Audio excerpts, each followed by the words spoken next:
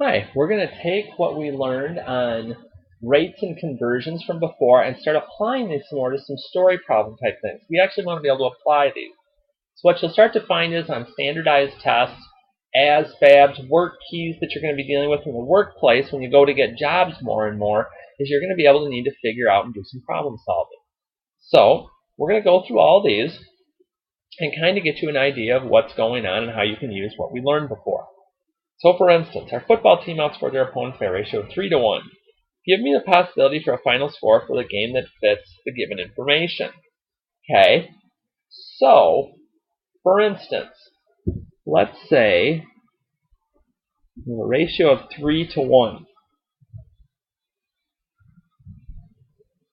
So let's think of some number, multiply 3 by basically any number that you want. So let's say you're like, well, we're doing football, so let's talk 7 here. Okay, whatever I do to one part of my ratio, I do to both.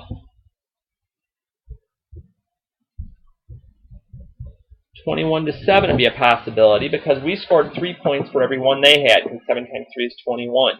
If I'd have done times 10, 30 to 10 would also work. Basically, it's just you scored 3 times as many as the other person. Okay. Taco Bell, there's 22 people waiting in line, there's 3 registers open. What's the ratio of people to the register? Okay. 22 people, 3 registers. This time we are going to get a decimal, and that's okay. 7.33, and it's always numerator over denominator. People per register. Okay, we don't always have to do anything complicated, we just have to set up a fraction.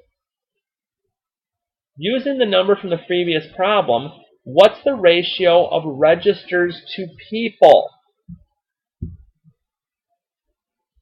It's the opposite. We talked about this back in the algebra rates and conversions. We called it a reciprocal rate.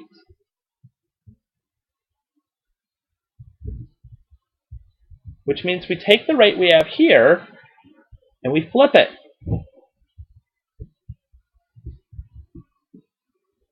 Now that's definitely going to get me a different answer though. About 0.136 registers per person. Now I don't think how many times you're going to actually use one that way. It's going to be more written this way. But just in case, again, we've got to be flexible. So on the next one, for instance, at a garage sale, we make $15 selling 6 CDs. What's the unit rate for dollars made on each CD? Okay, $15, 6 CDs. Let the calculator help us out. Now I get 2.5, so what's that mean? $2.50, but don't forget the last part, per CD. Numerator label, denominator label. And we label everything.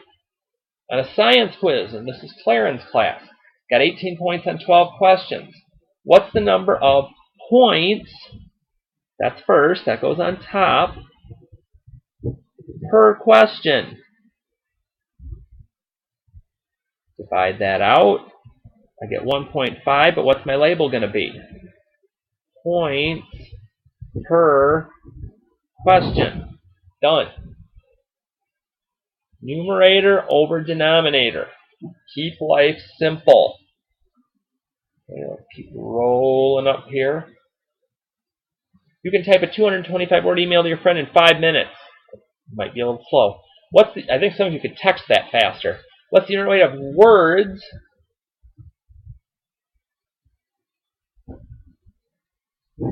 per minute? What's 225 divided by 5? 45 words per 1 minute. Okay, keep it simple. Again, my family of 5 eats 16 pieces of fried chicken every time we order. What's the average number of pieces per person? Okay. Pieces are mentioned first, so that has to go on top, up in my numerator. 5 people. Now again, depending on what you're asked for, if I just type this in the calculator, I'm going to get 3.2. You're like, well, how do I eat 0.2 of a piece of chicken? Do we just take the last piece and I'll hand it around and take a bite out of it? Maybe. But if you were looking at a standardized test, you'd have to make a decision between 3 and 4. Okay? In this case, the average would have to round down to 0.2 to 3. But we can have a decimal answer. Okay, Kanye West sold 95,500 copies of his new CD in 5 days. What's the average number of CDs, first part, per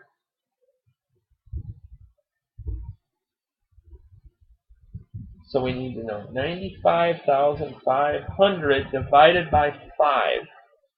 19,100 CDs per day. Okay. And then here, give an example of a rate and describe what it represents. So let's say my wife's a photographer. So she does let's say she makes $35 per hour shooting photos. So maybe on one job she made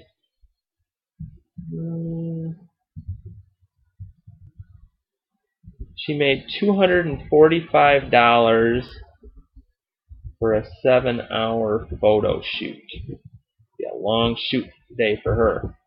So what I would happen here is I would have $245 divided by 7 hours, and that's where my rate would come from. Okay, that could be you with anything that you're looking at too to kind of work at.